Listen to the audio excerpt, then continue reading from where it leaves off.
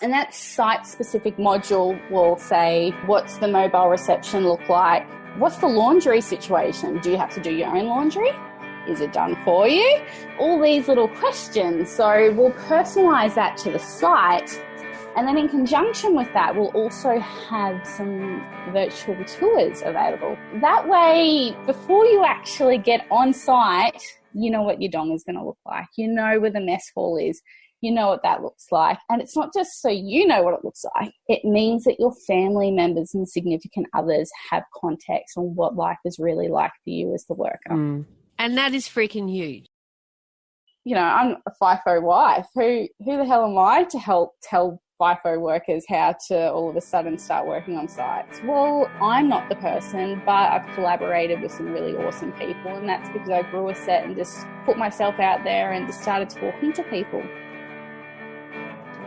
My name is Mad Mumsy, and I've been driving the huge dump trucks in Australian open-cut mines for over 10 years now. I wish I had $1 for everyone who said to me, "How does a little thing like you drive those big trucks? You must be rich. Oh, how do I get a job doing that?" My mining friends are asked these questions all the time too. This is what started the Mad Mumsy journey, to share stories and tips from living a mining lifestyle and to let others know what it's really like. Not everyone is cut out to be a miner, but why not? What does it take to thrive and survive in this industry? Welcome to the Beers with a Miner podcast. I am Mad Mumsy, and this is another happy hour episode, number 43. Now let's dig in. Get it? Dig? Mining? Oh, crack me up. Today I'm chatting with Renee Coman. Last year I was excited to discover another Australian podcast related to mining. Although different to Beers with a Miner, it was more focused on partners at home, juggling FIFO. After 18 episodes, the podcast seemed to stop. I wondered why. It's not as easy as people may think, and I've spoken about pod fading before because I came close. Then I started noticing Renee popping up again on social media, and through a few other connections, I realised she's really moving and shaking. I won't spoil the story for you. Let's unfold it together, and welcome to the podcast, Renee. Hello. It's really good that we finally get to do this. We were going to do it when you had your podcast, but you've been doing other things. So I have been. Look, it's been amazing. It was funny. I had, the Facebook anniversaries come up with certain things, and I had the anniversary for launching the first episode in December and the 1 year anniversary. And I was like, wow, what has transpired over the last 12 months has been nothing short of amazing. So, really glad that we're finally having this conversation. Yes, it's awesome. And it's so good to interview someone who firstly knows what a podcast is. And you're definitely the first podcaster I've ever interviewed. Wow, history is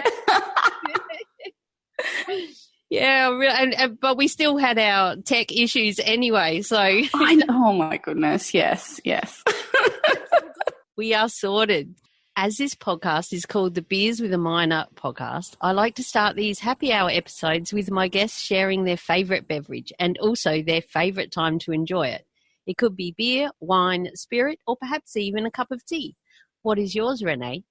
So at the moment, my favourite drop is Brookvale ginger beer. It's actually brewed by 4 Pints. It just goes down a treat. I am totally obsessed with it. Having said that, I don't have any at the moment. So right now I'm having my next backup, which is just a good IPA, and this one's by Goose Island. It's a new one my hubby got, so he'll get home soon and he'll be like, "You're drinking my beers, what are you doing?" But that's my choice for today. As of when during the day, I think it really depends what's going on. If I'm at home just with the kids, if I'm camping, or it's just a normal working day, it could be any time of the day, to be honest. And do you drink wine at all, like with dinner, or do you just drink beer and that's all? Because I haven't met many people like that on this show. Yeah, look, I do really enjoy wine as well. It's more to do with, I think, the occasion and just how I'm feeling at the time. I tend to have all of my options covered here at home. I've got my gin, which is my choice for spirits. Then I have, my white wine. I've got my red wine. And then I've got my beer as well. So, yeah, I'm covered. And with your gin, how do you have it? Pretty much. I love it with, like, ginger ale. That's always good. There's a couple of ways I like it. But, I mean, you're pretty easy if you're just having tonic water as well. Gin and tonic's pretty easy. So you like craft beer more than what I would call real beer? Controversy, right? There we go. That's an interesting conversation. Well, because I like beer that tastes like beer, and I've noticed that a lot of people who drink the craft beers like it because it doesn't taste like beer. I just love beer. Having said that, my husband and I, one of our big things we would love to do is have a bit of a hobby farm. And I, in a heartbeat, would move to Tasmania and start growing hops and have that as our farm, just to grow the hops for all the beers. That, I'd be in heaven. I'd be pretty happy with that. Perfect guest on my show. This should be the intro. Someone who wants to have a beer farm. Aspiring hops farmer. Oh, that's perfect. And when you drink red wine, this is another controversial conversation. Do you put ice blocks in your red wine? Or do you have it cold? Or do you have it room temperature? Room temperature? Who puts ice blocks in red wine? Oh, my God. Room temperature isn't meant to be 33 degrees and 85% humidity. No. That's a fair point. How much does that impact, like, if you're not storing the wine? You know what I mean? Like, how you can, how much does that affect the actual wine before you've even opened it? Probably a lot. That's why you have to drink it fast. Yeah, no, that's fun. Yeah, well, my mum, she has her red wine in the fridge, so it's cold, but I have mine out in the wine rack because it looks good in my kitchen. And then I put ice in it. But I've started putting it in the fridge, but I still have got the habit of putting ice in it. And we've had big conversations, it's sacrilege and all that. But we live in tropical North Queensland. We're not in England where it's their room temperature is like you're in a, in a fridge here. So, yes. Yeah, that's right. Having said that, over the Christmas break, I did get a bottle of wine. I put it in the fridge, pulled it out, and I didn't realise it was actually it was a Pinot Noir, but it was a red, and I poured it and I was like, uh-oh, and I just drank it anyway, and it wasn't that bad. So I did have a chilled red accidentally recently. Chilled red. I like the sound of that, a chilled red. Yeah, you got to step out of your comfort zone, girl. Going to disrupt any way possible. That mumsy will make you disrupt. Yeah. Okay, well, let's get stuck into your story other than the alcohol conversation. The podcast was called Juggling FIFO, and you obviously saw a need, as I did, to talk about the industry and what's going on and what people don't understand, don't realise what it's like, and how to start to be able to deal with it and handle it and thrive and survive within the industry. So how are you connected to the FIFO industry? It's been 4 years now since my husband first accepted a fly in, fly out job, and that was based in Gladstone, Curtis Island. We didn't know what we were kind of getting in, like what we were in for. We had an idea, and that's because my best friend, her partner was also doing it at the same time. And we were really lucky, to be honest, that we had them because they just gave us so much practical advice. You talk to people when they first take the job and they're like, do I pack a pillow? Do I need to worry about, like, you just don't know what to take. So our mate, he said, have a wireless router, have this, that way. You can connect all your devices wirelessly in your room, etc. And it was all those little things that made it a lot easier because we have not been able to physically see him on a video call every night, and when I say we, I'm referring to myself and my 2 daughters, and if we couldn't see him. How old were your kids when he first started? Crikey. Maybe my youngest was 4, maybe 5. And then my eldest, she would have been about 8 because they're 12 and almost 9 now. So, yeah. But, had we not have been able to see him every day, oh, my God, I don't think we could have got through it very long at all.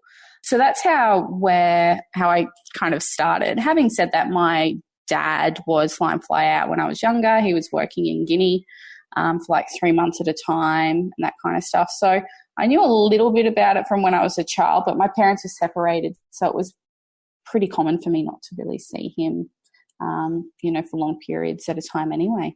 So how did the kids hack it when he first left? Yeah, it's funny because I was actually talking to someone about some of these things yesterday, so it's kind of a bit fresh in my mind. But look, when we started, out of the 3 of us, between the 2 girls and myself, I was probably the one that was more batshit scared, to be honest. And that's because I just have this phobia of someone breaking into my house. And that's just based on that actually happening in the past, having a house intruder. So I was really scared of that. I have no problems, with hubby going out to the pub and having beers with the boys, but I couldn't sleep until he was home because any little noise outside, I would be scared. So that was probably the biggest adjustment, just having to actually fall asleep without him here in the house to protect us, just from a psychology kind of standpoint. As for the girls, they really just feed on my energy in general. So I just had to emphasize, Dad's away, but we're going to see him tonight. And when we talk to him, we're going to do this. And you've just got to, they feed on you. So I had to really show them that I was being strong, and that's what helped really get them through. We also made sure, so my youngest was going through and starting to do her school readers and what have you. So yeah, just prior to him leaving, we made sure that we had 2 copies of a lot of our favourite children's books, and that enabled him to still read a book to her every night because he would have a copy and she'd have a copy, and they could look at the same imagery and ask questions and, question and talk about different characters within the book and, kind of make predictions about what's happening next. So it was all those little things that made the transition a lot easier for both of them. He still felt like he was still being a good dad and was, being the provider, and that's, obviously what getting the lifestyle provides for a lot of people. It allows a little bit of extra income, and, if you're someone who really wants to be you can be a good provider without it, but enables a lot more opportunities. So for him, that was a massive, massive attraction to going into the lifestyle. But still, the opportunity to read a book to his girls every night was an extra win. That's really good, isn't it? It's a way that technology can really help. People poo-poo social media and stuff, but if you can FaceTime. Or how did you do it? Was it FaceTime? We did FaceTime. Yeah. But having said that, if it wasn't FaceTime, it would have been Skype or some other video conferencing platform anyway. That's it. There's so many now. Absolutely. You could Zoom and record it and then watch it when they're old and play it at their 21st. You could. What roster was he on? So he initially started on 4 and 1. A lot of people say 4 weeks on, 4 weeks. 1 week off. Yeah. A lot of people just go, oh, my God, that's the worst. And I'm kind of glad. That's what I say, fuck that. I'm kind of glad that that's all we know. So he's now on his 2nd project. He's over at Wheatstone on the Pilbara, in the Pilbara at the moment, and he's doing 4 and 1 there as well. So we don't know anything different. So we're fortunate in that respect. That would be different for him, though, because there's a lot more travel time getting to Wheatstone than Gladstone. Because for those that don't know, could you just, if you want to, share where you're based? I am based on the amazing Sunshine Coast, which is 1 hour north of Brisbane on the coastline. Oh, look, it's really funny. I talk to people and, yeah, I'm fourth generation of my family to live here on the sunny coast, which you don't get that a lot. You know, we've got the whole typical street named after the family and all that kind of history. And a lot of people move to the Sunshine Coast, but you don't get true locals. But look, it's great, but I'm just sick of the heat, to be honest. Oh, you should come up here and see. I legit get nosebleeds. And oh, really? I've fainted a few times at 40 degrees. So I'm not just a whinger, like my body physically has, like just nosebleeds. Oh, there's nothing worse than sniffing blood. Oh, it's disgusting. Hence Tassie is very attractive. Yeah. Oh, right. Yes. And the beer farm or the hops farm. I'm just seeing beer. I'm not seeing hops. I'm just seeing beer farm. On the days, you know, Ben's either flying in or flying out. If he's going back to site, he'll catch a shuttle bus from home to the airport. You know, generally speaking, with that being door to door, it's probably about an hour and a half. Wait at the airport, fly to Perth, get to Perth, just change terminals. I think he has to catch like a bus to get to another site or something like that. And then waits a few hours, catch his flight to site, and then that's about another 2.5 hour flight. So it's a long day. And then, when you're only home for 1 week, you know, the fact that you're doing that, you know, it's the end of a swing. So fly back on the Tuesday, get home Wednesday morning, and then do the same thing 6 days later. Yeah. So it's basically 5 full days off, 2 days travel. That's right. Well, that segues nicely into, in our industry, we talk about FIFO all the time. They have a FIFO inquiry, and, you know, it's like an umbrella term for people that work away, kind of, in my mind. And do you consider Dido and Bibo the same thing, like drive in, drive out, bus in, bus out? I know there's like it doesn't take as long, although some people I know drive 9 hours, but you're still away, you've still got the same issues pretty much, but we can't say hashtag FIFO Dido Bibo. We'd use all our Twitter characters. Oh my goodness, yes. Look, I most definitely consider all of them to fit under the same umbrella. It's funny when you go and you talk and, oh yeah, my husband is FIFO. They're like, oh, so he in the mines. I'm like, no, because it's not. I think generally speaking, a lot of people in society just assume FIFO is mining, and it's actually a lot of it is construction. A lot of people don't realise that there's the construction of all these gas pipelines and everything going on there. So I find there's a bit of misconception sometimes in just what FIFO is, that it's not just mining, it's fly in, fly out. And it was funny doing the podcast, I didn't realise, but I was getting quite a few followers in the aviation industry because they are pilots and, you know, cabin crew who are also fly in, fly out, which I never thought of or even kind of considered, but they very much face the same challenges as well. And they really are fly in, fly out, aren't they? Quite, more than anyone ever. So that's what your husband is? He's in construction? Yeah. So he's an electrician. Yep. Mm-hmm. Oh, Sparky. Yeah.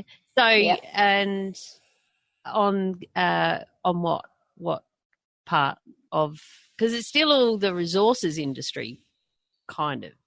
Yeah. Yes, it is. So, because it's gas being a natural resource. So, yeah, he's on, so he's at Wheatstone at the moment, helping with the construction of, one of the trains there. You know, it's kind of wrapping up now in Wheatstone, but yes, he's always been construction. And prior to that, he was actually working for a local power supply company as well, you know, just helping with power lines and that kind of work as well. But it still really helps, and which is why I have you on the podcast, because it beers with a miner, but construction is a big part of mining. You know, I went into the mess the other day. I'm like, what the fuck? Where are all these people in here? I had to line up out the door to get my dinner, and I said to one, you know, I usually say good day, it's how I roll, and I said to the guy, well, what are you doing here? You're on a shutdown, and our wash plant was on a shutdown, and so there's 100 easy at that time came in, and so they just come in. He goes, yeah, we're the ones that come here and annoy everyone, and then we piss off. And I said, oh, not annoying me. I got all night. You know, I don't know what I said. Yeah. Tried to make it nice and light. But they're classic. That's a classic. So as miners, because like I say, Beers with a Miner podcast, but as miners, there are still a lot of people that are involved in mining that are construction or that are doing shutdowns, or even the people running the camps and cleaning the crib huts and all of that, which is a huge part of what I do, what I talk about. It's not just you have to be a miner or you're not allowed on the podcast, you know. It's a life cycle. Really, you know, in order to get essentially what's being mined to being ultimately used by a consumer, there's so many people that are part of that process, which, yeah, I guess the construction, whether that's the shutdown and the wrapping up of an area or, you know, pre-mining. So exactly, starting it up. And they've got to deal with all the protesters chaining themselves to the train lines, but we won't even go there. Yeah. I am in central Queensland, #Adani. Actually, I'll just touch on this and then we'll move on. But I have an episode, and I'll leave a link to that in the show notes, which will be madmumsy.com/beers43, the number 43. And it's an episode all about what makes a real miner. And my partner is an underground miner. And we were sitting, and he thinks he's a real miner, you know. And now that I know more about underground, I'm like, I kind of give you that. But we were sitting in bed having our morning cuppa, and sunrise was on, and there was a guy on there, and it was a miner. And I can't even remember what his story was, but it was about a miner. And we're like, oh, this is it. Well, what's this? And it was a chef in the camp. Well, the real miner, my partner, he went off. He's not fucking, that's not a miner, he's a fucking chef. He just feeds miners. Bullshit, get him off. And he went on, and so I wrote an article for Shift Miner magazine about it, and then I ended up doing a podcast about it. And it's the same thing, you know, like I think it's anyone who contributes to the whole part of it. It's the people in the office, it's people at the camp, it's this, but no, the real miner doesn't agree. I made a T-shirt on Spreadshirt and it's it says real miner, noun, any person who works underground.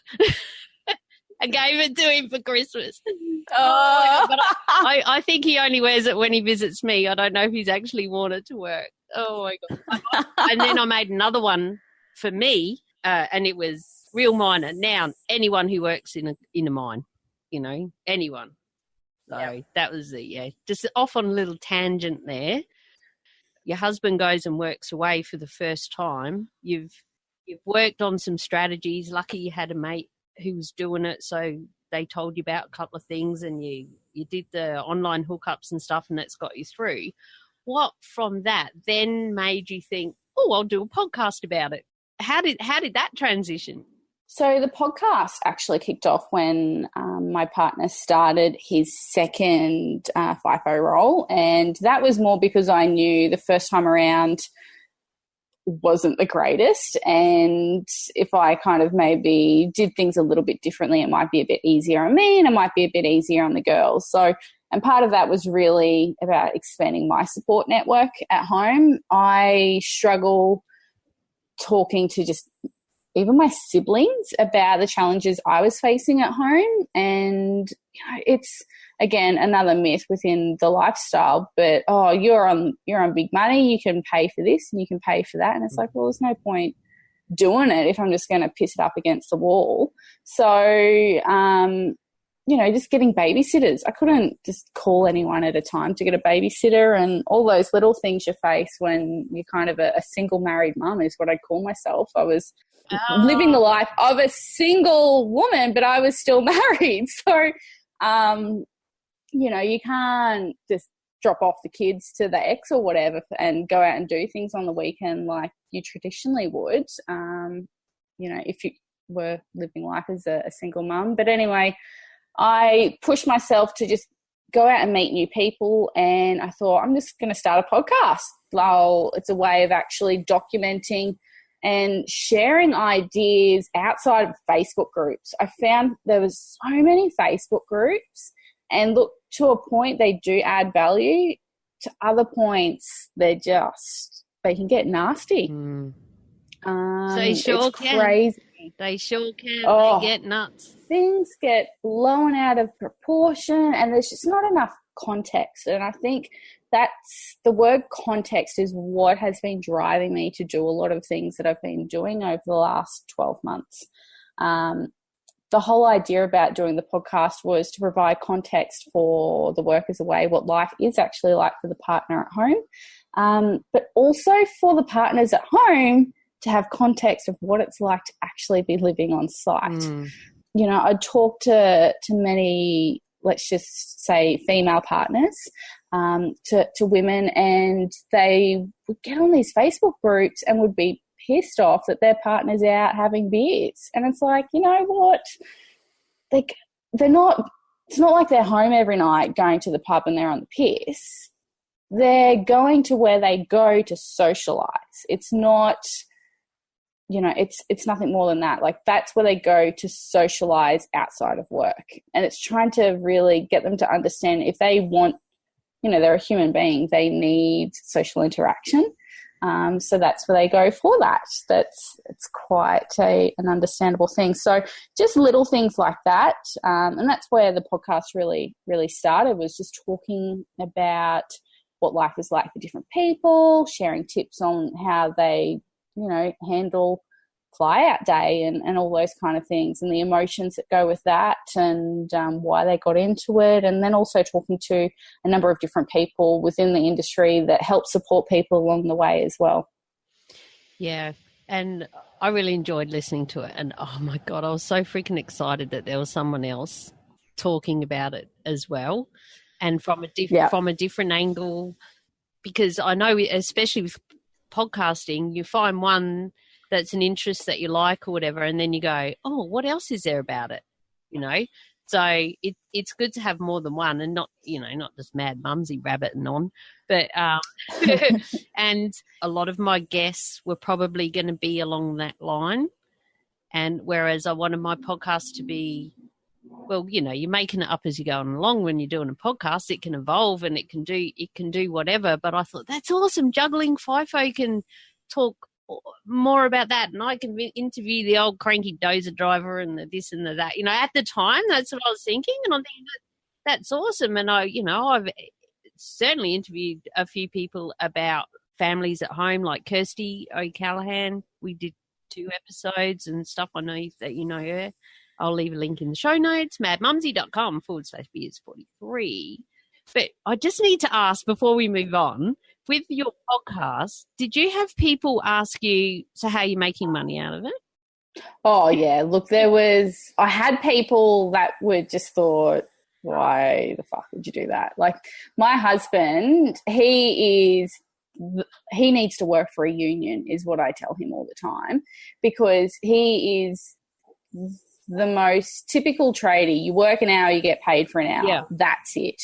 Whereas me, I'm very entrepreneurial, and I will more than happily spend 5-10 hours doing something if I know that it's going to pay off later down the track. I plant a lot of seeds. I make a lot of investment in my time in other areas. And he just thought, why are you wasting your time on this? And I was like, well, look, this is great for me, just connecting with people and what have you. He was like, well, how are you making money? And I'm like, look, to start off with, it's not about making money. There is some really lucrative ways you can do podcasting and make money. I think it always just comes down to why. Why did you start doing the podcast in the first place? Absolutely. Who are your listeners? what do your listeners want? Like, are your listeners really going to listen to someone who's talking about this product or this service? And does it align with why you started it in the first place? That's true. So you did 18 episodes, I believe. I kept going back and going, oh, yeah, no, there's another one. I think 18. I think that was 20 in total. Oh, okay. Or maybe there was a couple of bonuses in there. I just had a quick, before we did the interview, and it was episode 18. But if you do a bonus, it doesn't count as an episode number, and I've stuffed my whole numbering system up a couple of times with bonuses. Well, fuck the bonus. Let's just call it an episode. Yes. I just put them out. And one more thing about podcasting, and then I promise you that we will stop. Because I haven't interviewed a podcaster before. But were you regular? Were you every week or fortnightly? Or that's my biggest thing, is trying to be regular. And 2018, my peeps, I'm trying. You know. Yeah, look, definitely the goal was for it to be weekly, and to be honest, that was probably part of the reason why it started wrapping up. There was a couple of aspects. When I very first started, I smashed out and pre-recorded perhaps like 6 episodes back to back on one day. And that is how you should be doing it. Batching. Oh, they all say that. Absolutely. I haven't done that yet. Just smash them all out. You know, you can get a month's worth of content easily done in half a day. I mean, obviously that depends on the length of the episode. And I think a lot of people also think podcasting is a lot easier than what it is, because I'm sure that you're going to go through and edit all the awkward ahs and, you know, all those things, because it makes us sound shit hot and a lot more professional. I leave a couple in, because usually towards the end, because I'm freaking over it. Did you edit your podcast as well? Look, sometimes I actually outsourced it, to be honest. Yeah, that's what I'm looking now. And yeah, because it's about time, you know. I'd rather spend, you know, swing $10 US to some guy in India to quickly edit it. And, you know, now I've got more time to casually sit back and enjoy a beer. Yeah, what I want to do is, and then we'll shut up about podcasting. But what I want to do is do the first edit, because I know where the conversation went and what parts I want to keep and what parts that I don't. But I want an editor then to go through and clean up the background noise, clean up the ums and ahs, and leave a couple in, because it's natural. That's how we are. Or a bit more authentic. Yeah. Exactly. We're not all that polished. No, and then put the advert in for the sponsor and do the intro and the outro, and the music has to go up and then down. And you wonder why you don't do it every week, and you work week on, week off. Come on, what are you doing, Mad Mum? Get your shit together. Now for a word from our sponsor. Welcome Julia Hartman and the Bantax Accounting Group to Team Mad Mumsy. Julia is my awesome accountant. She has written 2 books with financial expert Noel Whittaker, and has a passion to help us miners make the most out of our hard-earned cash. Head to bantax.com.au/miners. That's BANTACS to download your free miners booklet and a spreadsheet that will help you calculate the weight of your tools you need for your job. Why, you ask? Well, you might be able to hitchhike a ride with them and claim your trips to work. Sounds confusing? Not at all.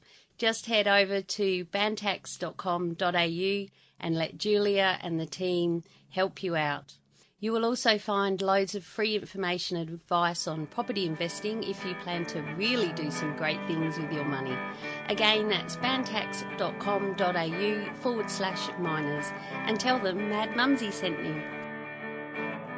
What new doors then opened? And let's dive into what you're doing now, because that's the exciting stuff.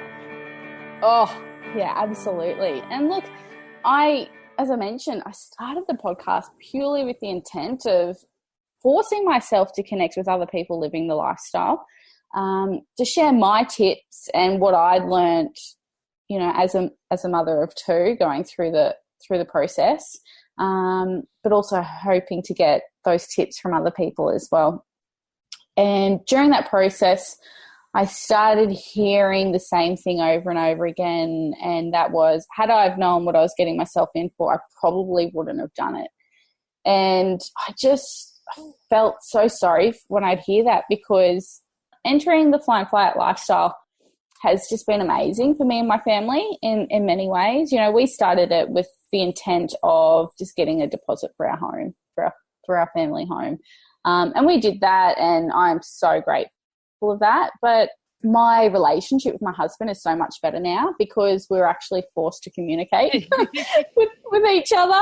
We're forced to communicate effectively, and we actually value the time we have together as a couple and the time we have together as a family. So I'm really, really appreciative of the opportunity I've had. And it was when I started hearing that over and over again, the entrepreneurial spark within me, you know, come alive. And I just went, this is bullshit that I keep hearing this. It doesn't have to be this way. I know all these amazing people and these resources available.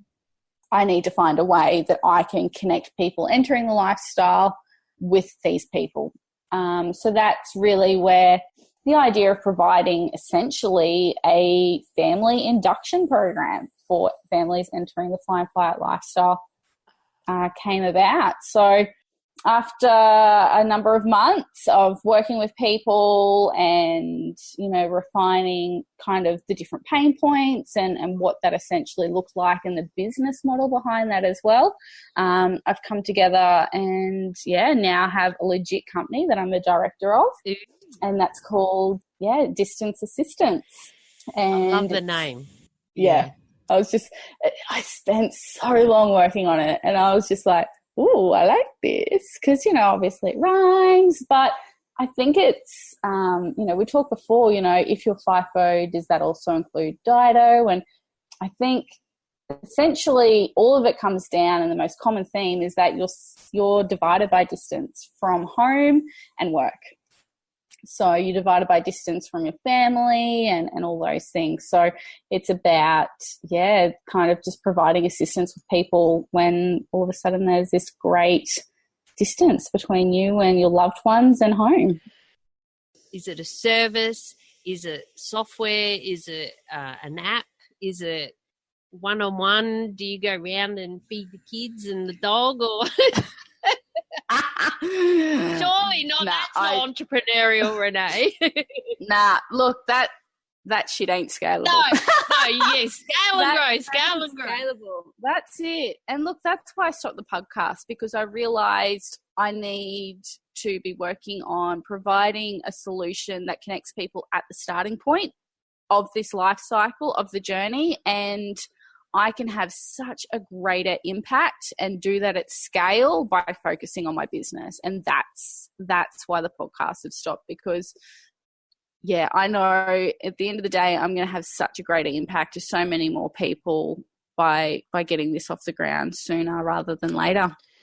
Have you thought about doing a goodbye podcast, or are you just kind of leaving it open? Because then that could then forward them through to the distance assistance. Like, hey, where's Renee gone? He's home drinking wine. Yeah. She's rocking herself in a corner after hearing people drink red wine with ice. She's in shock. Oh, my God. Look, I don't want to, the way I see it is juggling FIFO now is probably more to do with my personal brand and me as a FIFO wife. Yeah. I very much do want to do the podcast. I want to continue doing the podcast. Yeah. It's more, I see it on a very long-term pause, but not that's the end of it kind of thing. Yeah, and then distance assistance is more the business side of things. I still think it might be a good idea, because, like, if they're like me, and it's not just I'm stalking you because we're doing the same thing, or, well, you know, similar, but it's, if there's people that are going, is she still there or is she not, they'll unsubscribe, delete, whatever. But if you at least put one out and say, hey, this is what's going on, I'm hoping to get back to it. But at the moment, I'm kicking butt. I'm, shit's going down here, and got this assistance. And then they can start following you on there. And then when you eventually have that all set up and you know, got it sorted, then you can go back and come back to it. Your thing. I don't know. That's my thought. Yeah. Like 2 box no, worth. look, and look, it's funny because I did actually do a Facebook Live video because I thought, oh, look, I'll just get something out and tell people. But that just gets lost in the feed. I saw it. Yeah. That's how I'm like, there's Renee. Yeah, she's... Oh, yeah, and she's buying. Now, I have to go to China. Well, I don't personally because I haven't been out of Australia and I have no intention of going anyway. But I noticed on your Facebook that you're over in China. And so what was that all about? Has that got a lot to do with the doors that opened between the podcast and distance assistance where you are now? Yeah, definitely. Look, there's a combination of things. So I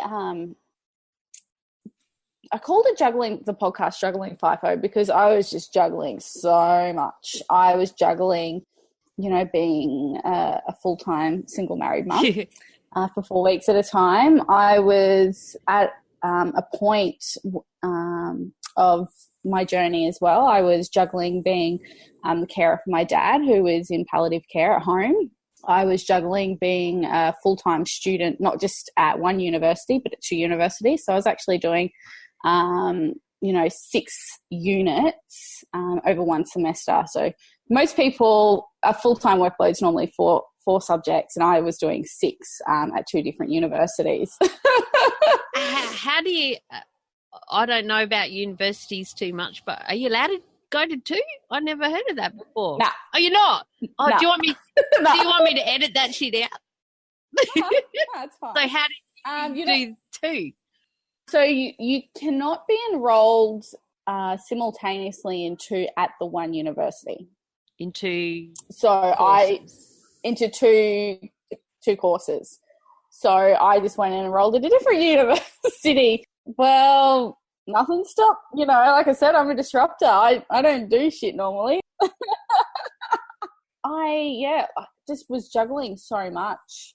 Anyway, it was a lot of my studies was very much focused on entrepreneurship, and I did a minor at university. And this year I'm actually kicking off and doing a high degree by research at university, and might have a tutoring opportunity as well. So actually working at the university. I've been a research assistant and took that opportunity earlier in 2017. And now actually as part of the academic staff, hopefully it looks like this year in 2018. But look, I've been doing a lot of stuff on the Sunshine Coast in entrepreneurship, obviously got my own entrepreneurial drive with my business, and pitch distance assistance and what I'm doing there to some people that were taking applications for Australians and Americans to have all expenses paid to go over to China for 2 weeks. So I was one of 20 delegates in the Australia to China, and we went to Shanghai, Beijing, and Hangzhou. Wow. Hangzhou is that's where Alibaba's head office is. That's where everything happens there. It's a really actual beautiful, beautiful part of China. But went over there, just went to a whole heap of different co-working spaces, met with a whole heap of different venture capitalists, pitching, for investment and all those kind of opportunities throughout the trip, which was, very, very exciting. Oh, and did that just totally inspire you and your entrepreneurial juices to just come back and kick shit with distance assistance? Before you left, did you have that idea and that plan and that name, or did that come after China? The concept and the business name was in place. The business model has changed a little bit since then, and that was obviously because of the experience. And there was 20 of us, 20 Australian delegates, but there was also 20 American delegates. And during the travels, and we're all staying in the same accommodation and going out and having lunch, breakfast, lunch, and dinner with the same crew every day. All these amazingly entrepreneurial-minded people was just awesome. But, they'd give you feedback and, so I've kind of refined a few things since then. And, yeah, I'm just so appreciative of the experience I had. So that was like a massive ongoing mastermind with a Yeah. group of like-minded. Oh my God, I'd love that. If we could just do that in Australia, thanks. Yeah. Oh, look, it Yeah. just great for your mindset. Like it's just a real great kickstarter, you know, like I think everyone, you can have a job that you absolutely love, but every now and then you kind of lose your mojo. This, I was just like, woo! And I was just pumped the whole time. And I come back and, yeah, it was sweet. Oh. So can you talk to us some more about distance assistance? We understand now the journey of how you got to this point and your why, which is always start with why, Simon Sinek. But now the how and the what and the nuts and the bolts. What actually is it? What will it be? It's still in the forming mode, isn't it, at the moment, I believe? Yeah, look, it's almost polished. We're just going through and polishing, you know, a few of the edges at the moment. But yeah, it's really exciting to have gone from ideation phase to now actually having a full working prototype for organisations to essentially review and determine whether or not they feel it's a good fit for their organisation. The goal is that we will deliver the online program. So it's an online platform where employees and also their family members, so whoever their next of kin is, will receive access to the distance assistance platform. And on there's going to be a variety of different types of content. So we have like a induction program which talks about all different things and provides a realistic lifestyle preview. So it's giving people the idea of what living fly in, fly out lifestyle looks like, what it looks like from a worker's perspective, what it looks like from the family members at home, and then also tips to help, you know, thrive and survive. So some of that has been created by like a lifestyle coach and talks about family resilience and communication and some practical tips about setting up communication routines, emergency contingency plans, and, you know, under what circumstances, you know, if there's an emergency at home, what is an emergency? Is it worth calling me at work, or can it wait till tonight? Or, you know, so little prompts to have those conversations, really. I'll just interrupt you there for a minute. Sorry, Renee, but I've had exactly that this week. I'm the worker away, and my mum lives in my house, in my other house, and the toilet's been overflowing. And I'm out at work and shit's going down. Well, actually, the shit ain't going down, you know. So, and a lot of things that I've seen and heard and from interviews and in social media is the stuff happens when the partner is away. So that's a great point about having a contingency plan, because, yeah, shit can and does go down. And sometimes it's minor shit and sometimes – sorry, can you tell I just called a plumber because I was over the – Yeah.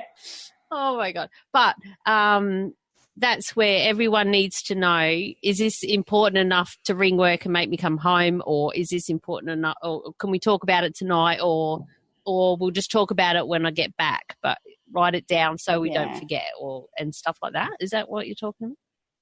Yeah, absolutely. Like I had, I guess from personal experience, my daughter had this really bad rash. We kept taking her to and from the hospital, and and my husband was aware of that, you know, just kind of, oh, look, there's just a rash, you know, what have you. It's not just a rash. Like, I'm talking, it was like blood blister hickey, but that was the rash. Like, it was like a blood rash. Yeah. Anyway, we went back and saw a GP, and the GP said, take this to the hospital. And pretty much I said, oh, what's this for? Because there was some words on there that I'd seen and doing, you know, the Google search. Dr. Google, and, I love that. Yeah. And, yeah, so she actually had to get tested for leukemia. And Wow. I mean, that's any parent's worst nightmare, you know. And it was just like, Ben was on site. He was at Curtis at the time, but the ferries had closed for the night. So I was like, is this worth stressing him, knowing that he can't come home? Everything is completely outside of his control right now. So is this something that I should call him, for him to be sitting in his donga stressing for 5 hours? I made the decision not to tell him, and then I told him afterwards. But look, for some people, they would have just made that phone call and it would have stressed the worker out. Because you can kind of understand that as you being the person having to deal with it, you need to talk to them about it as well. So there's that battle going on in your head, you know, and that's where a support system as well is huge. So did you have someone else that you could talk to before you spoke to him? And did he handle you not telling him straight away okay? Or did he go, why the fuck didn't you tell me? Oh, your kids are home. I better not say that word anymore. Oh, no. No, they can't do that. Because this is explicit on iTunes. If you want to work in the mines, you've got to get used to it. I think that's why I'm like, I should be working in a mine site, because I swear, my children created a swear jar for me. Oh, that's... yeah. You really are the perfect guest. Yeah. But, look, I had a girlfriend. I dropped my other daughter off at her house, and then we went to the hospital. But, yeah, I didn't really have anyone to talk to, and I think that was the other thing, was the fact that I didn't have anyone. Like, I was going through a horrible experience, but because he was away, I didn't have anyone, and I was just trying to be strong because I knew that it would do more harm than good for him. And when I explained it to him, he totally got it, and he was just relieved that there wasn't an issue. But I guess with distance assistance, it's reflecting on both the experiences I've personally had, but the experiences I've had that I've heard, you know, from the podcast, from engaging with people through the Facebook groups, and all, you know, the different meetup events and the face-to-face events, etc. So, and then, of course, getting a whole heap of different amazing professionals. You know, I've got some people that are contributing content, and a lot of them have actually worked on site. They're actually coming from the perspective of the worker as well. And that's awesome. I'm really fortunate there that we're not just these people that are HR people saying, oh, you should consider this and you should consider that. These are coming straight from the horse's mouth.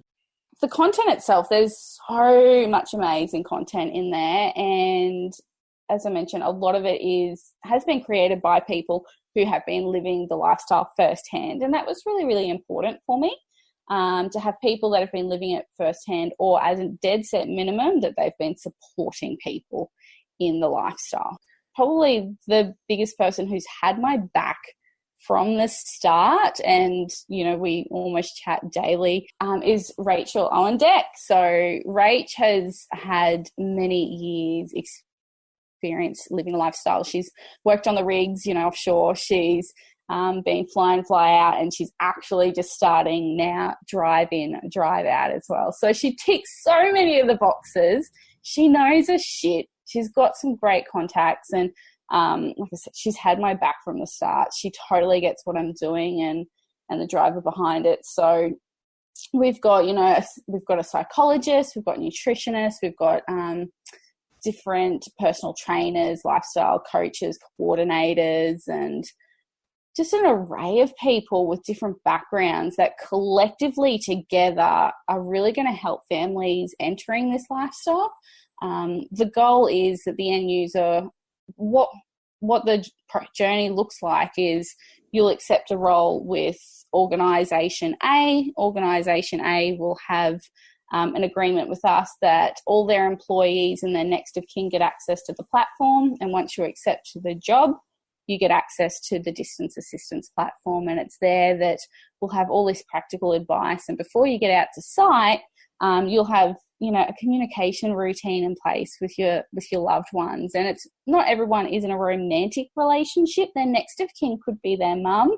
It could be their siblings. So no matter what the relationship type is, the content is still appropriate for them. And we really just want to make sure that people are thriving and surviving in the lifestyle. And there's no better time than doing that when they first accept the job. So that's the journey that we're going in, and just really keen to talk to organisations about just getting this out there now. Oh, that sounds fantastic. And have you had some feedback from organisations that are keen? Because I know there's been a few FIFO inquiries, and a big part of the inquiry outcomes were about exactly what you're doing. Should there be, there needs to be more inductions. So many people that I've interviewed, they rocked up at the helicopter with, 2 suitcases almost, and they laughed and said, you can only bring your toiletries pretty much, So, and you don't get told that shit. And then where do you put your stuff? That's it. So that's exactly it. It's the common saying is I'm going to say it's not fucking rocket science, but they don't share it with you. Like one of the sites I went and I had an Optus phone back in the day. Who has Optus these days? I don't. Back in the day. I don't know anyone who has Optus, but anyway, but I got out there and I nearly had to throw my phone away. I had to go to the service station and buy a cheap, well, it wasn't that cheap, and I didn't have that much money because I just started my job there, It was about $100, I think, and it had a SIM card and that, but it was Telstra, and I could get service. And there were phone boxes there. So I was ringing up with the old school, putting the money in. You need to add more money. No, they don't even have them anymore. So it's and who even carries cash these days? Exactly. Yeah. When I got the job, the labour hire company had have said to me, now, these are the things you need to know. Optus doesn't work out there. You need a Telstra phone. That's just one thing, one example. That brings me to a little comment a comment that you made to me as we were working towards planning our interview. And you said about virtual tours. Can you talk to that? Because that freaking excited the hell out of me. I'm like, what? Really? No. So as I mentioned, we've got some really amazing content to do with the family and communication, and even some really dead set basic financial literacy just on how to set up a budget and things to consider about minimizing your expenses. And that's core, and that's generic to wherever you work, whether it's, fly in, fly out, drive in, drive out, etc. But then to complement that, we're looking at having a site-specific module. And that site-specific module will say, what's the mobile reception look like? What does, what's the laundry situation? Do you have to do your own laundry? Is it done for you? Like all these little questions. So we'll personalize that to the site. And then in conjunction with that, we'll also have some virtual tours available. So that way, before you actually get on site, you know what your dong is going to look like. You know where the mess hall is. You know what that looks like. And it's not just so you know what it looks like. But again, back to the word context, it means that your family members and significant others have context on what life is really like for you as the worker. And that is freaking huge. That's I love that. I remember because we can do our own virtual tour once we're there, really, but you haven't got there yet, have you? So you don't know.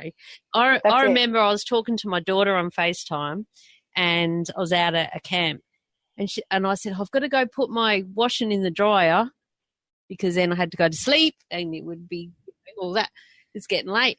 And I said, come for a walk with me, but you have to be quiet because everyone's asleep, And I walked out and I turned the camera around, swizzle it around, and I showed her. And when I got to the laundry, I said, okay, you can talk now.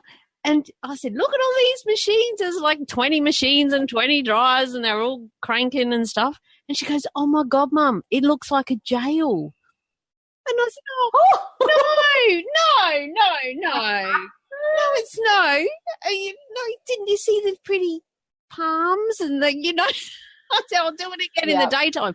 But there's, 2 rows of dongers, and now that I'm somewhere else where I can see the sky and everything, it kind of was. But I was, you'd come out of your door, you'd sit on your step, you'd put on your boots, you'd look across there, and there's old mate putting on his boots, and then you were lucky if you got one or to me, because I cared about the sky, if I got one on the end, I could see the sky. So a big part of where I'm working now, I love, because the accommodation, I can see it's not like that. It's different. It's lovely. So it's a big part of it. But it was good for Mad Mumsy to experience that kind of actual camp life. It was the first time I'd done a real camp. Yeah. I'd lived in a town before, but in dongers and stuff, but not. Yeah, so it's helped me to understand a lot more of what my sister, Hard Hat Mentor, what she has been through for 30 years. And my mum, she used to be in the mines and everything. There's episodes about her. I'll leave links to that in the show notes, madmumsy.com/beers43. Yeah, virtual tour. How cool is that? Yeah. And do you think absolutely. Do you think companies will jump on board with that? I can't see why not. Because why wouldn't they? Exactly. And this is the thing. So when I was in China, I was really fortunate. I got to talk to a different number of manufacturers that are creating the actual hardware. We've opted to go with just a Google cardboard. So we've got our own personalized distance assistance virtual tour cardboard headset. So we will essentially just have the organization will provide us with a list of either and this is the choice, again, is during the selection process. So when you're applying for the role, that they might actually make this mandatory during the selection process. How committed are you to living this lifestyle? Do a site tour, visit the site. Now, I've heard of stories, and this is why the VR was really interested me, was that I was hearing stories that people were quitting after one night or even after a week because they didn't know what they'd signed themselves up for, or their partner at home didn't know what they'd signed up for. And that's expensive for the company. And then you think about what that actually means for the family. That means someone in the family has quit potentially a full-time job, a really good local job that's hard to get. Yeah, finally I'm going to be a rich miner. Oh, no, I'm not. I can't do this shit. I'm going back. Because, either the wife is gone, get your ass home, I can't handle the kids on my own. And then all of a sudden... Or the husband, because the wife's... That's right. There's a lot of women out there. Right. Or it could be that all of a sudden, with an aging population, that someone's parents need full-time care or something's happened and they have to come home, but all of a sudden they've just lost this income. They don't have a job, and that's a stressor. And, we talk a lot about mental health, but these are all stresses. And if we can actually help people know what they're getting themselves in for, and as part of the selection process, making sure that the person applying for the job is actually interviewing the company. They're actually going, is this someone I want to work for? Is this somewhere that I want to live for 4 weeks at a time? If it's not, then it's probably great that you've actually made that decision before you've committed to the job and got on site. So, really keen to actually have this as part of the selection process, but also then to help the family at home have context that, no, I'm not going to have beers with the boys or with the girls every night because I'm a pisshead. I'm going to have a beer because I need to socialise with another human being. And I need to talk about the shit that went down today, and we'll fix it over a beer. Sometimes that happens as well. Or not necessarily over a beer, says Mad Mumsy. But it might be I'm going to play tennis, or we're going to play touch footy. Up here they go and play touch footy or whatever on Sundays, our crew. I haven't quite got there yet because I'm busy. I've got stuff to do. I nearly went this week. I really did. I thought, no, I need to go, but I've been watching the cricket. I love cricket. And the BBL's been on, and you talk about connecting with your loved ones or whatever. The real miner, he was we have our texts, and then he was out at work. But I came home, and every night for 7 nights, and now my dad will be messaging me again soon when I go off aeroplane mode. We watched the BBL together, and I was in my room out at work, out at camp, and I had my one beer with my neighbour so we could catch up because he's on a different part of the mine. So, you know, any rumours? How was your day? What did you do? Yeah, this, that. Did you get much sleep? Nah, shit, nah. Right? And then he went, watched cricket and texted my dad. Oh, and, you know, he gets really cranky because he's getting old. Love you, Dad. But he but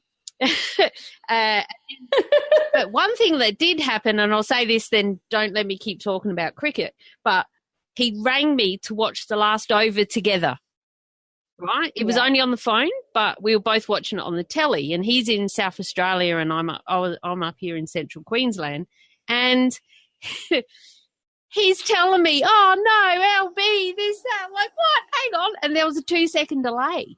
I was getting it after. So I'm telling Dad, shut up. And then he was getting cranky. I said, he goes, this isn't working, and hung up. I'm like, okay.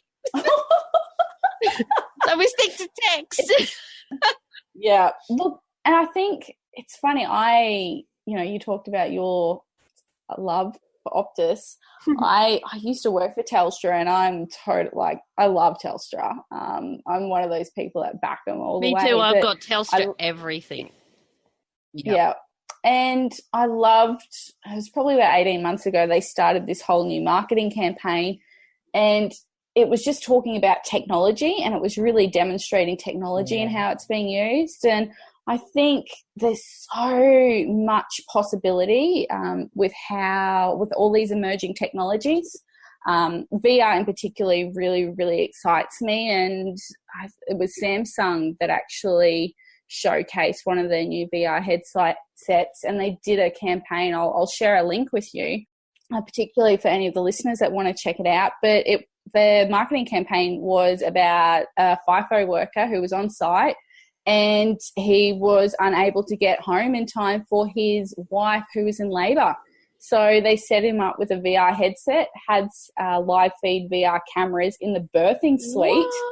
And he was actually there for his child's birth, virtually, using virtual reality. And you just think, look, virtual reality seems really crazy, but the technology is evolving so quickly. It's possible, for 2 years, 2 years' time, for a lot of homes to be having VR cameras, and you could be living away, but you could be there for your kid's birthday party in virtual reality. You can still enjoy a lot of those significant milestones. Well, and you can still even do that, like just walking around with the iPad on FaceTime without the whole, virtual reality weird looking head thing.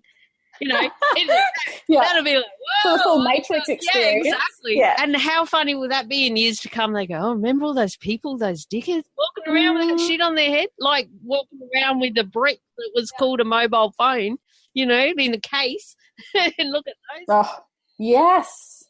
So there's a lot of really awesome stuff that's happening, and there's quite a few things we're looking at doing, plugging into a few other emerging technologies. So chatbots being another thing, where just like having a messenger conversation, but by having a lot of data and looking at a lot of the conversations and information people are looking for, we're looking at actually turning a lot of the content we have on our platform, plugging that in the back end so people can actually have a chat with distance assistants as a person, and we can provide them that content in a conversational way as well. So wow.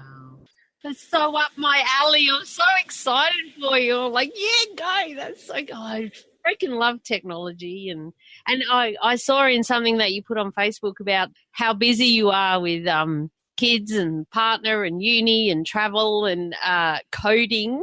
So you're obviously into all that sort of stuff as well. Yeah, total geek. My sister calls me Sheldon, And I'd never heard of Sheldon. Oh. I'm like, what the fuck is who's Sheldon? And then when she showed me, he said on Big Bang Theory, and I seen him, I said, he's a weird, freaking ugly-looking scientist. Why would you call me that? And then I started watching the show, and I said, oh, no, I ain't on that. That's not me. You know, I learn things on YouTube, watch a 14-year-old boy from Yugoslavia or, I don't know, some with a different language tell me how to do something that I'm stuck on my WordPress site, and my podcast, I just love it though. I could talk to you about that forever, but we won't go into that on the podcast because we have been going long. Anything else more you wanted to say about distance assistance? We'll share the links or like where to head to shortly, but is there anything else that's coming that I don't know about? There's so much. I could talk all day, particularly about the emerging tech. Like I would love to actually, once, I've got a bit of money with distance assistance and have conversations, I'd love to have virtual reality gaming warehouses on the sites. Have you heard about? Yeah, in Melbourne, and they're just opening one in Brisbane, there is a virtual reality gaming warehouse where you can have up to, I think it's 12 players at a time. You have virtual reality headsets on, and you can run around in a warehouse with a physical toy gun, and it's connected, and it's just like playing Xbox or PlayStation. It's a game simulation. It'll send you a notification when another player is within like 1.5 meters, so you don't run into each other, but you're physically active, you're running around, you're working up a sweat, you're gaming, and you're interacting with all your peers and that kind of stuff. So knowing that the gyms and getting into them is a bit difficult, I'd love to kind of look at offering an alternative solution, knowing that there's a lot of guys on site, or a lot of individuals on site that have their PlayStations and their Xboxes and do a bit of gaming. The real miner is, the real miner, he never listens, but he's a gamer for sure. Yeah, he just sent me a message today. He finished this morning night shift, and he messaged me today and said, I've got this new game and everything. I said, I think my grandson was playing, and he's got these ideas about making his own, and who's going to do that? Sheldon. Yeah, apparently. I did a whole heap of stuff for him, and then he bloody lost it on his computer. I'm like, well, I'm busy here. Look, and I'm very much up to date and constantly looking at a lot of different evolving and emerging technologies, and that's part of being an entrepreneur and being plugged into that kind of ecosystem. But at the university there's lots of stuff going on with serious games development. I've got quite a few friends that are doing that are writing papers on that, but also working with, ACARA, which is who sets the national curriculum in schools, and looking at ways of embedding a lot of that kind of stuff. So I'm really fortunate to have some really cool contacts and good friends actually in the space that are just doing really cool things. Wow. So I'd love to ultimately look at ways that, we could gamify different roles within mining, so then significant others at home can game and play, daddy's job or mummy's job on site and those kind of things, and kind of get excited and have, again, some more context of what site life is like, and just a whole array of different possibilities later down the track. Oh my God, I'm so excited for you right now. That's awesome. Okay, so we might start to wrap up because we've been going long, but that's how we roll. Yeah. With the miners. It's good. That's what I love about podcasts, right? We won't go back to podcasts, but it can be as long or as short as I want. And I have had people, long story, but podcast award nominations and stuff, and it's a bit long. No, well, it's not long for my market, because a lot of the people that listen to my podcast travel shitloads, or they're driving in their truck. I got 12 hours to kill on my USB, or it's a 2-hour trip to work for me. So I haven't got, and that's one of my pet peeves, is a lot of podcasters talk about a 45-minute commute. It's a lot of assumptions. Yeah, a lot exactly. of assumptions. So not me. Yeah. I just, I'll cut a lot of stuff out. But that's what I love about another thing I love about podcasting is we just go. I don't want to say right. I've asked the questions and our time is up. Unless your time, we got to go now. Bye. And I've listened to podcasts like that before, and it's like, no, you were just starting to get into it. I didn't even hear the bit, and it's all about just selling someone something, So, no, that's not how Mad Mumsy rolls. Okay, I've got 2 questions left. Being mindful of your time, you might have to see your kids. What do you think it takes for a woman to thrive and survive in male-dominated industries? And as a side note to that, is the startup space, which I know you're highly connected with at the moment, is that majority men? And what about when you went to China? Was it just you, the only girl? Look, first part of the question, what do women need? Depends. Look, it's pronounced a different set of ways, but some cojones, cogones, which is a word used for female balls. Women need more balls. Hang on a minute. How did you spell that? I've got to write that down because I just say balls. Oh, no, there is an actual word for it. So, spelling COJONES. ONES. Oh, so I thought you were saying a big kahuna. You need someone back. Oh. No, you need cojones. You need balls. Yes. Righto, carry on. Female balls. As growing up as a female, traditionally speaking, we're told to look pretty and to do this and look a certain way. As a boy, look at that tree, climb, go to the top. For a girl, don't climb the tree, you're wearing a dress, people will see your undies. That's from such a young age, we're told not to reach for anything. We just need to get some balls and we just need to go for it no matter what. So that's what we need to really thrive and survive. In the startup space, look, it's becoming a bit more diverse when you're looking at venture capitalists, and there's been actually quite a few studies looking at the success rate for startups that have a male founder versus female founder. Males will have a much higher success rate of applying for capital and for funding compared to females. And, part of that's just growing a set, just ask for it. A lot of the time, females, we overanalyze things. Guys, just go for it. You don't think. You have to think sometimes, but we overanalyze how we're perceived, what we look like. You know what? It's all well and good to think about it. You just got to do it sometimes. So, that's probably my biggest thing is just go for it. Grow a set, just get some confidence. People say fake it till you make it.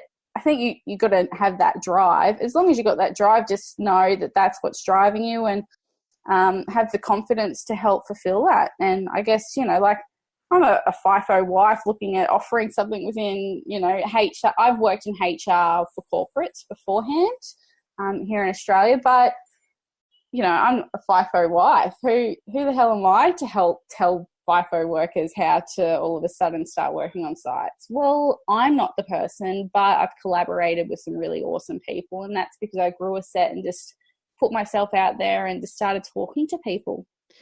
So, bit of a long-winded answer there. Great. That's great. And I so wanted to interrupt. I'm like, no, shut up. This is gold. That's gold. That's awesome. And I put a post on LinkedIn just before Christmas, I think, about imposter syndrome. And and I funkily threw out it. I said, who am I to have done this? Who am I to do this? Who am I? It was basically my life story outline because, anyway, long story why I did it. But a comment on there from another podcaster, Phoebe Moroshek, who has a podcast called The Unbecoming, which I love. It's just like, just do your own shit, basically. But in an entrepreneurial way. And she commented and said, and I've heard this so many times, and as soon as she put it, I was like, oh, I knew that. It was like, who are you not to? And it's like who are you to tell people or help people about living a FIFO life or being a FIFO partner or whatever, well, who are you not to? Because you've been through it. So, you know, it's people like you, and I'll put my hand up, it's people like me, and it's like my sister and heaps of other people that have been on my podcast that are out there doing it, and we got to keep doing it because there's too much shit going on. There's too many people that, you know, that are on the ultra ends of the scale, from suicide to not giving a fuck to crashing to doing all the wrong things at work, right down to just saying the wrong thing or not contacting family. You know, all of the levels are so far. But if people start to be aware of what can and does happen, and we all help each other through it, and the conversation like the "Are you okay?" just that in itself has been huge to start opening up, and mental health. And because I had Brendan Ma, the CEO of Are You Okay? I interviewed him, episode 19. And, you know, people are talking about stuff now. We've had FIFO inquiries. Yeah. We've had a couple, you know, and now the next thing here is contractor inquiries and labour hire, but we won't even go there. So, yeah. And it's funny because of those inquiries, like I've looked into quite a few of the, you know, this is the academic within me, and looked at the recommendations. One of the recommendations was that families receive mental health literacy. Now, yeah. What the fuck? Like, sorry, no one's giving that. I'm going to interrupt. No one's giving that. I'm going to interrupt because what is mental health literacy? That's what a pamphlet that says, I don't know, what? It needs to be fluff. So much more. It needs to be like what you're doing, what other people are doing, and it needs to be more than a pamphlet that you get when you get everything else with 20 other pamphlets that when you first start a job, you know.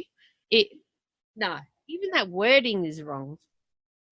Yeah, it needs to be done in a meaningful way that the everyday person can actually go, oh, yep, that makes sense, and what have you. And it's good. This is how I roll. I interrupt because we're going deeper into the conversation. That's what I do. So instead of literacy, you know, using new technology, helping people to connect, helping people to see and feel and know what to expect, what they actually are doing.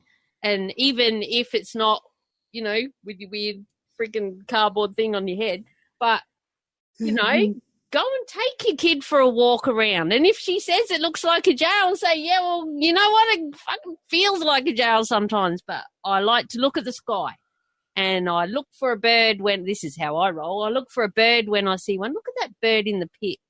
How dare you be here? Hi, how you going? I see the saucepan in the sky and I always wave. How's it going? All my angels are up there, you know. No, and it is those little things, particularly, you know, I've been really fortunate a few times where the hubby has called me and he's been walking to the mess for dinner, and it's been right on sunset. And I'm like, holy shit, like that looks so beautiful, you know. And how often I've never, very rarely have I been able to see a sunset, like see that over the horizon with nothing between me and the, you know, and the horizon.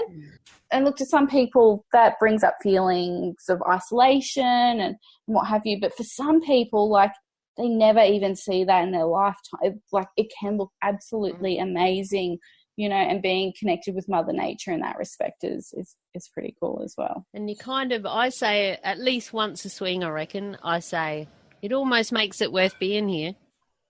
You know, it might be a sunrise, a sunset, the full moon, an eclipse, you know, because you've done night shift and the sun's coming up, and then people go, no, we should be on a boat fishing, and everyone always says with beer.